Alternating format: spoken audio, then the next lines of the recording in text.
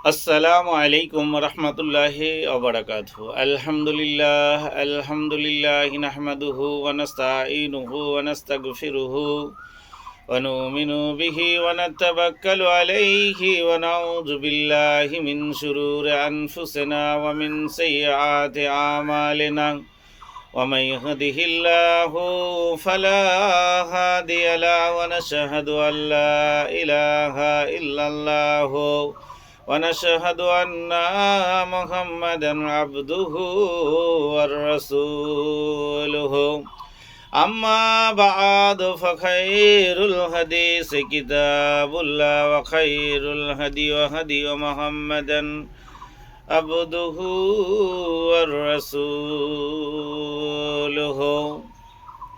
আজকে যে বিষয়টা নিয়ে আসছি আপনার সামনে, সেটা আপনি অনুভব করতে পারবেন যে নবুয়ত লাভ করেছে হজরত ইব্রাহিম আলাইহিসসালাম কিভাবে, সেই বিষয়টাকে নিয়ে আপনার সামনে আসছি। ইনশাআল্লাহুল আজিজ আপনি বুঝতে পারবেন। বালক ইব্রাহিম আলাইহিসসালাম, যিনি যেদিকে সেদিকে দেখেন আল্লাহর মহিমা, গাছের পাতায় ফুলে ফলে, বাতাসের হিল্লোলে, পাখির গানে, ঝর্ণার কলতানে, আকাশে সঞ্চারিত এইসবের সৃষ্টিকর্তা আল্লাহ তাবারক ওয়া তাআলা তিনি বুঝে গেছিলেন এবং সবটাই তিনার নিয়ন্ত্রণে, এবং এর জন্য একজন সৃষ্টিকর্তা আছে, তিনি মহান তাবারক ওয়া তাআলা, তিনি তিনার মনের তরফ থেকে বুঝতে পারলেন বা বুঝে গেলেন। এবারে যেটা আসছে সেটা হচ্ছে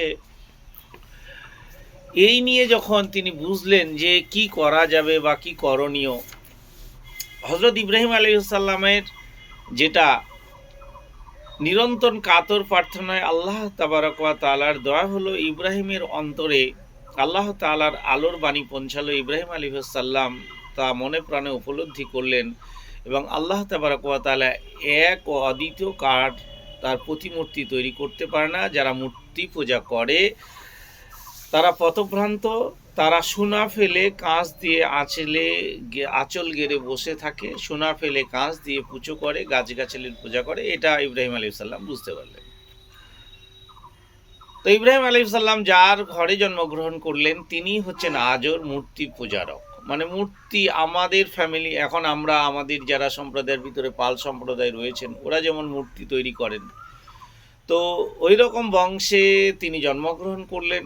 তেনার বাবার নাম ছিল আজর। তো আজরের প্রচুর কাজ, প্রচুর মূর্তি করতেন, এমনকি নমরুদের মূর্তিও তিনি তৈরি করেছিলেন। কে? পিতা আজর। তো একদিন গ্রামে একটা অনুষ্ঠান শুরু হলো। অনুষ্ঠান শুরু হওয়ার পরে গ্রাম একেবারে ফাঁকা হয়ে গেল।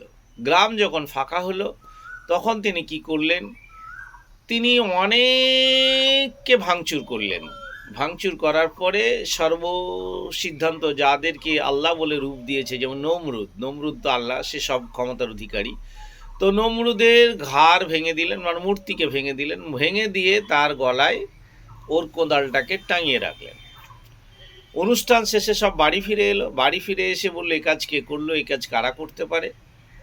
আঙুল উঠলো ইব্রাহিমের দিকে। ইব্রাহিম বলল, হ্যাঁ আমি করেছি। তো ইব্রাহিম বলল যে এই কাজ কারা করেছে, আপনাদের দেবতা তো দাঁড়িয়ে আছে, ওর গলায় তো কোটাল ঝোলানো আছে, তাহলে ওকে জিজ্ঞেস করুন, ও বলে দেবে।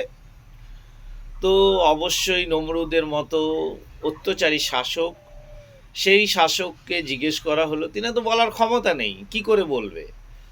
তো বলতে পারলেন না। তো তার উপরে চলে এলো অকথ্য অত্যাচার, অনাচার। এবার যেটা এসেছে, নমরুদের সকাশে ইব্রাহিম আলাইহিস সালাম কিভাবে সাজা দেবেন, সেই সাজাটার বিষয় নিয়ে একটা বিষয় এসছে। কানে গুঞ্জনে আজর আতঙ্কিত হয়ে গেল, তার ছেলেকে হয়তো বা আর পৃথিবীর বুকে রাখবে না, মেরে দেবে। আজর বলল যে হ্যাঁ, হয়তো বা আমার ছেলেই এখন এই কাজ করতে পারে।